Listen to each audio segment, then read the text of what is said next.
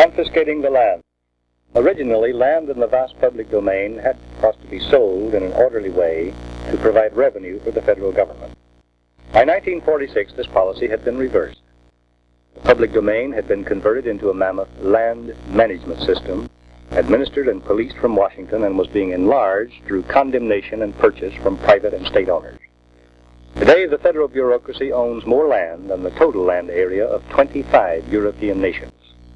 Productive land is set aside for parks in areas where there is an abundance of parks, and the military services, already holding millions of acres they are not using, are demanding more. At the same time, Kennedy gives away American land to a foreign government to improve our image abroad. The people in the Congress ought to stop the gargantuan land grab before it is too late. That is a summary of my report on confiscating the land. The full report after a message from my sponsor. Ceding of lands by the original 13 states in the Union, the Louisiana Purchase from Napoleon in 1803, and in subsequent years, purchase agreements and treaties with England, Spain, Mexico, Texas, Russia, and Hawaii, brought into the public domain of the federal government a vast empire of more than 500 million acres of land. It was not intended that the federal government would retain ownership of these lands, but would administer them until they could be sold to provide revenue for the federal government. Beginning in the 1830s, the government began to give away the public lands to serve various economic and social purposes. Eventually, about 400 million acres were given to railroads, educational institutions, homesteaders, and so on.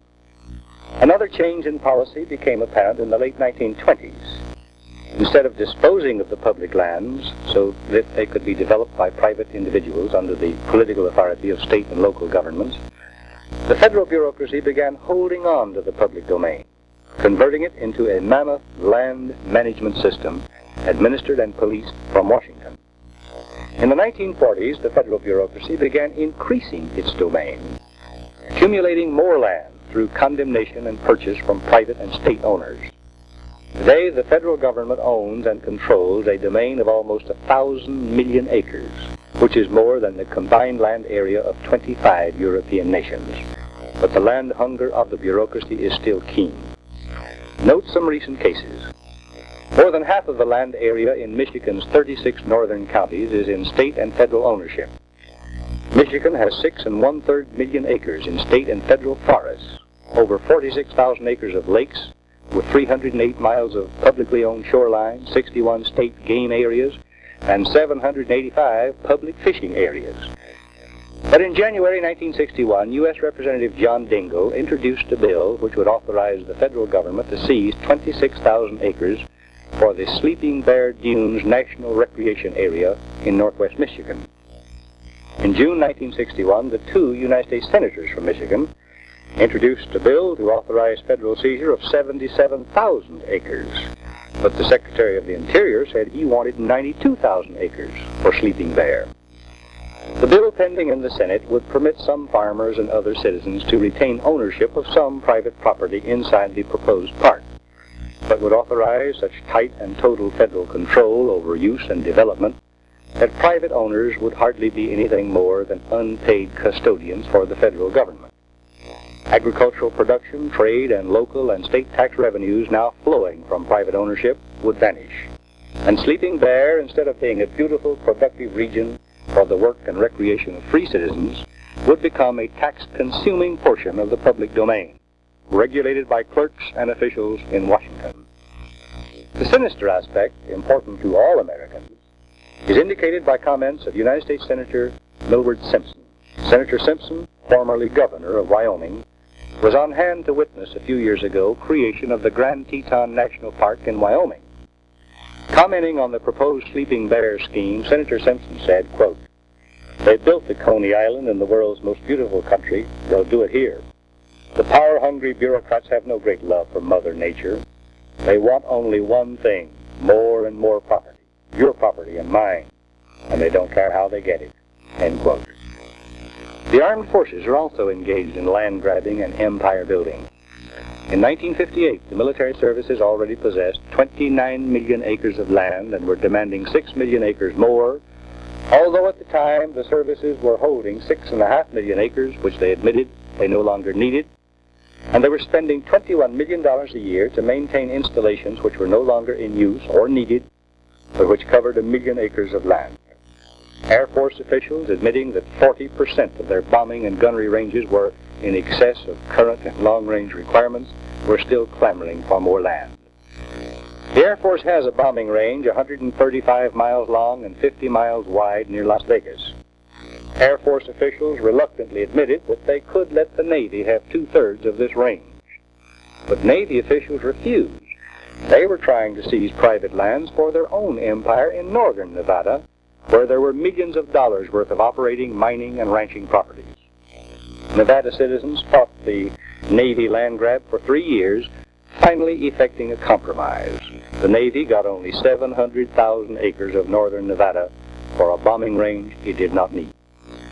In 1956, the Navy seized 4,337 acres of cultivated farmland near Iberia, Louisiana, and let contracts totaling nearly $30 million to build facilities for the training of jet pilots, although there was already in existence just a few miles away an unused Navy air base.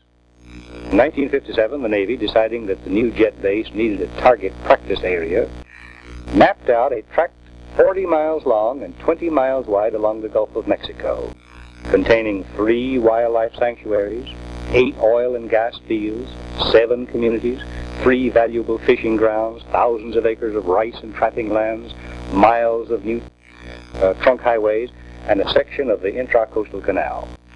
But the seizure never occurred. When it looked as if there were no way to stop the land grab, the Navy abruptly abandoned the jet training program at New Iberia, saying the program was unnecessary. Empire building by civilian and military bureaucrats had nothing to do with President Kennedy's recent land grab in El Paso. Between 1864 and 1868, the Rio Grande River eroded soil from the Mexican South Bank and formed an alluvial deposit on the United States side of the river. Mexico claimed title to the deposit, known as Camizal, in the 1890s, but the matter became a dead issue in 1911. Camizal eventually became a part of downtown El Paso. President Kennedy reopened this old issue and negotiated a deal to give Mexico 437 acres to be taken away from El Paso. The city and citizens to be paid compensation, about $20 million, from the United States Treasury. This land grab was intended to ease tensions with Mexico and improve our image abroad. Mexican politicians were quick to offer us other opportunities to improve our image. On June 12, 1963, before settlement of the Camizal matter was formally announced, Mexican nationalists opened a drive for return to Mexico of 9 United States islands off the California coast: Santa Catalina, Santa Cruz, San Miguel, Santa Rosa, San Clemente, Santa Barbara, San Nicolas, and Farallon. These islands are currently valued at more than $30 billion. As Senator Milward Simpson said, the land hunger of federal bureaucrats does not arise from love of Mother Nature. The propaganda about preserving the magnificence of unspoiled nature for future generations is appealing, but false. When an area of natural beauty is set aside as a national park and then made accessible to motorized millions, with handy water fountains, ready-made camping sites, and other modern conveniences installed, the place often loses much of the beauty and grandeur and all of the soul-restoring solitude of the wilderness, and often becomes, as Senator Simpson said, another Coney Island, trampled, buffeted, scratched, and strewn by a flood tide of tourists who feel no obligation to take care of something that belongs to nobody, but is the property of everybody. On the other hand, if you set aside wilderness areas that are inaccessible except to a favored few who can afford expensive safaris into them, what becomes of your argument that you are preserving these beauty spots for the people? What will the government do with all the lands it is acquiring by purchase, pressure, and outright seizure? There is an inkling of an answer in a bill proposed in 1961 by the Secretary of the Interior. The Secretary wants to sell the public lands with authority to impose perpetual usage and zoning requirements upon the private purchasers. There is the thinking of the zoners and planners of other people's lives. If the government can acquire the land, and then permit it to be developed only within conformity to the taste and specifications of the Washington bureaucracy, we can have the standardized monolithic ugliness of governmental planning on a national scale. Abolishing the federal income tax would stop most of the government's land-grabbing activities. Lands in the public domain should be sold in an orderly and sensible way at prevailing land prices to provide revenue for the federal government. This would permit more private ownership of land, thus helping create a more stable society and a more vigorous economy. Some of the most effective work in preservation of historical sites and scenes of natural beauty has been accomplished by private effort. It is hardly conceivable that governmental action would ever be necessary for such preservation.